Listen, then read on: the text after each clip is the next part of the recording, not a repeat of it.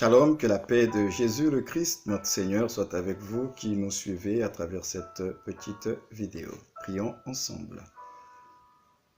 Père, j'aimerais te recommander ces instants et je prie que ta parole bénisse un homme, une femme qui se connectent à ce temps de méditation.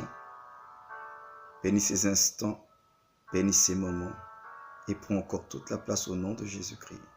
Amen. Soyez bénis. Aujourd'hui, j'aimerais partager avec vous sur la foi.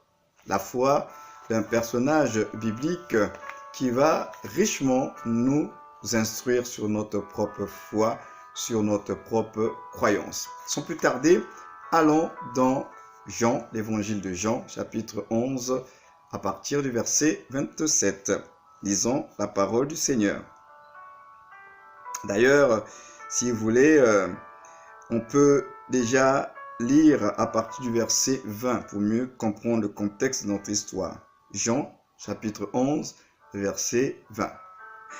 Lorsque Marthe apprit que Jésus arrivait, elle alla à sa rencontre tandis que Marie restait assise à la maison. Marthe dit à Jésus, « Seigneur, si tu avais été ici, mon frère ne serait pas mort. Cependant, mais maintenant, je sais que tout ce que tu demanderas à Dieu, Dieu te l'accordera. » Jésus lui dit, « Ton frère ressuscitera. » « Je sais, lui répondit Marthe, qu'il ressuscitera lors de la résurrection le dernier jour. Jésus lui dit, « C'est moi qui suis la résurrection et la vie. Celui qui croit en moi vivra, même s'il meurt. Et toute personne qui vit et croit en moi ne mourra jamais. Crois-tu cela ?» Elle lui dit, « Oui Seigneur, je crois que tu es le Messie, le Fils de Dieu qui devait venir dans le monde. » Après avoir dit cela, elle alla appeler secrètement sa sœur Marie en lui disant, « Le Maître est ici et te demande. » Alléluia. Gloire à Dieu. Alors, c'est une histoire au sujet de la mort de Lazare. Lazare était un ami de Jésus, déclarent les Écritures, ainsi que ses sœurs. Et dans cette histoire, l'ami de Jésus va tomber gravement malade. Et Jésus, ayant reçu la nouvelle, comme vous le savez, il va attendre encore. Il va attendre 4 jours. Et après 4 jours, Jésus va décider d'aller rendre visite à cette famille qui était dans le deuil. Et lorsque justement, pour nous situer dans le contexte, lorsque Marthe apprendra que Jésus est arrivé dans le village, elle va aller à sa rencontre. Et ce qui nous intéresse dans notre partage de ce jour, c'est le discours que Jésus aura avec Marthe. J'ai dit que nous allons parler de la foi et notamment nous allons parler de quelquefois la contradiction de notre foi. En d'autres termes, nous pensons croire certaines choses et nous déclarons autre chose. Pourtant, nous devons parler ce que nous croyons. Et lorsque Jésus va être aux abords de là où se trouvait Marthe et qu'elle va engager la conversation avec lui, la foi de Marthe nous est révélée, du moins sa croyance nous est révélée.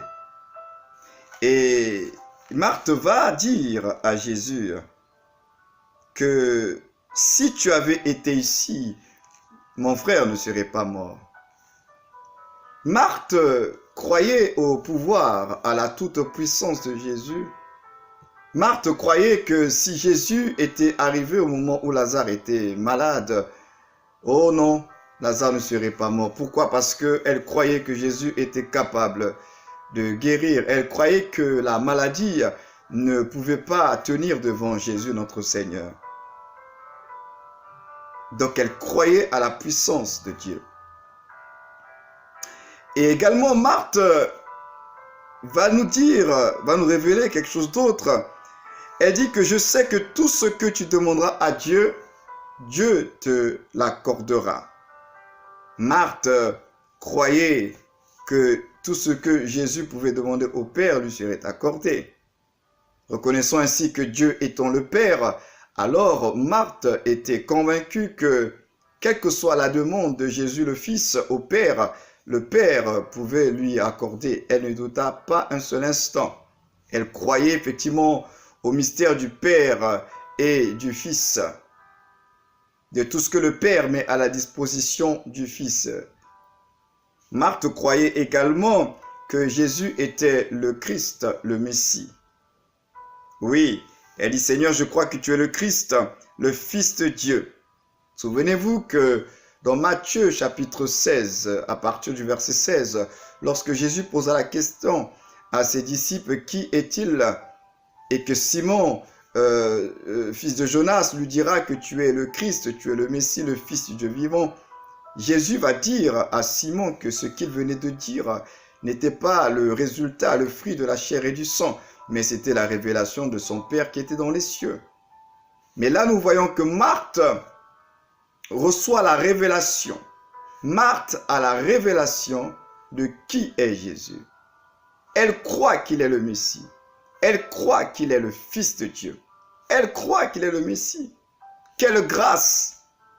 Et je sais, et vous êtes d'accord avec moi qu'à l'époque de notre Seigneur, tout le monde ne croyait pas que Jésus était le Christ, que Jésus était le Messie. Mais Marthe croyait qu'il était le Christ, le Messie. Marthe dira également une chose. Quand Jésus lui parle de la résurrection, elle dira, je sais qu'il ressuscitera à la résurrection des morts au dernier jour. Et là, il y a un petit souci. Il y a un aspect positif, mais il y a un autre aspect qui laisse un peu à désirer, qui se met en contradiction avec la première partie. Déjà, Marthe se distingue de certains juifs qu'on appelait les Sadducéens qui ne croyaient pas à la résurrection des morts. Marthe croit à la résurrection des morts. Marthe croit qu'il y a un dernier jour et que les morts ressusciteront. Elle y croit. Jésus lui parle de résurrection de son frère. Elle croit à la résurrection. Mais le problème, c'est que lorsque Jésus lui parle de résurrection, il ne lui parle pas d'une résurrection future. Il parle d'une résurrection de maintenant. En se définissant comme étant la résurrection et la vie, et que point ne sert d'attendre le dernier jour pour vivre la résurrection, parce que lui, l'auteur de la résurrection, est bel et bien présent et qu'il n'y a pas de raison que aujourd'hui même Lazare ne puisse pas être ressuscité. Et c'est là où tout le problème de la foi de Marthe va prendre un coup. Elle croit à la résurrection, mais du dernier jour. Ce qui fait que, en allant plus loin, Jésus dit, ton frère ressuscitera, ton frère ressuscitera. Elle dit, oui, je sais, il ressuscitera, mais le dernier jour. Jésus ne lui parlait pas du dernier jour. Jésus lui parlait de maintenant. De maintenant. Et quand on va un peu plus loin dans l'histoire, c'est une très belle histoire dans Jean chapitre 11 que je vous inviterai à tous lire. Jésus va demander à ce qu'on lui montre où on a enterré Lazare. Et là encore, Marthe va lui faire comprendre que ça fait 4 jours que leur frère a été enterré, que là, certainement, le processus de décomposition s'est mis en place. Jésus va encore une fois rappeler à Marthe qu'il est la résurrection et la vie. C'est pourquoi, un peu agacé, il dira à cette femme, ne t'ai-je pas dit que si tu crois, tu verras la gloire de Dieu? Je suis la résurrection et la vie. Il n'a pas dit je serai. Il est le Dieu, je suis. Le Dieu du présent éternel et continu. Et donc, le problème de Marthe est à ce niveau. Marthe croit à la puissance de Jésus. Marthe croit à la résurrection des morts. Marthe croit que le Père et le Fils sont tellement unis, intimes, que tout ce que le Fils demandera au Père, le Père lui accordera. Mais Marthe a un problème. Et le problème de Marthe, c'est le problème du temps. Le temps. Toute la croyance de Marthe est fondée et bâtie sur l'instant T. En d'autres termes, pour Marthe, si Jésus avait été là à l'instant T, au moment où Lazare était malade, tout ce qu'il pouvait faire allait se produire. En même temps, Marthe nous révèle que la mort était beaucoup plus grande que Jésus. La mort avait toujours vaincu toutes ses victimes. Personne n'était sorti par sa propre volonté de la mort. Et la mort, effectivement, a toujours été un mystère, une intrigue pour les hommes. Et c'est vrai, Jésus, tu as fait des miracles, tu as multiplié les pains, tu as guéri des malades, mais la mort, dans la conscience collective, c'était la fin, c'est la fin de tout d'ailleurs. Quand quelqu'un est mort, il est mort. Mais Jésus annonce une bonne nouvelle, que j'ai le pouvoir de ressusciter les morts. Je suis la vie. Je suis l'antithèse de la mort.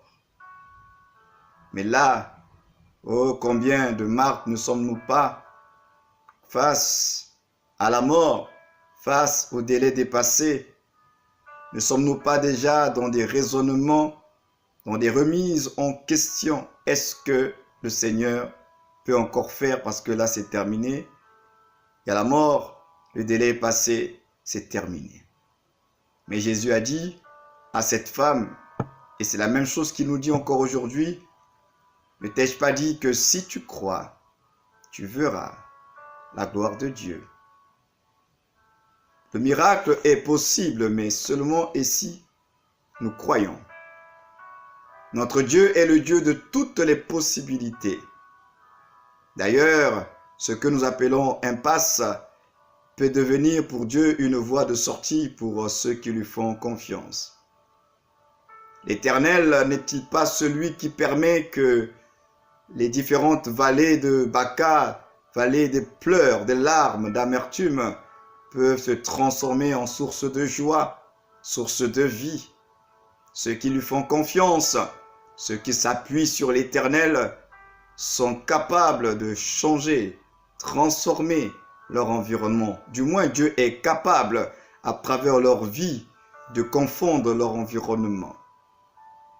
Si Marthe pouvait savoir que notre Dieu ne dépend pas des temps et des circonstances, que notre Dieu, que son Seigneur n'était pas limité dans le temps, elle n'allait pas tenir de tels propos. Elle croit, mais, alors que nous devons tout simplement croire la parole, croire le témoignage que Dieu rend de lui-même, croire la révélation de Jésus le Christ. Il a dit, je suis la résurrection et la vie. Notre foi se fonde sur ce qu'il dit. Il a dit, je suis. Alors s'il est, gloire à son nom. Donc c'est beau de confesser, et c'est ça le problème et le drame aujourd'hui, c'est que nous confessons, nous proclamons tellement des belles choses sur Dieu. Dieu est ceci, Dieu est grand, Dieu est puissant, Dieu est capable. Mais au plus profond de nous, nous avons limité Dieu quelque part. Que le temps, que les circonstances, que les événements, que les délais ne remettent pas en question la nature de votre Dieu. Il agit au-delà de ce que les hommes peuvent penser ou imaginer. Alors je vous encourage, chers amis, à garder la foi. À garder la foi. Elle se repose sur la parole. Ce que Dieu dit est vrai. Ce n'est pas un homme. Il n'est pas un homme plutôt pour mentir, ni le fils d'un homme pour se repentir. De sa bouche est la vérité. Si Dieu l'a dit, c'est que c'est vrai. Si Dieu l'a promis, c'est qu'il le réalisera. Alors vous avez toutes les raisons de continuer à espérer, car celui qui a fait la promesse s'appelle fidèle et véritable. Que Dieu vous bénisse. À très bientôt. Shalom.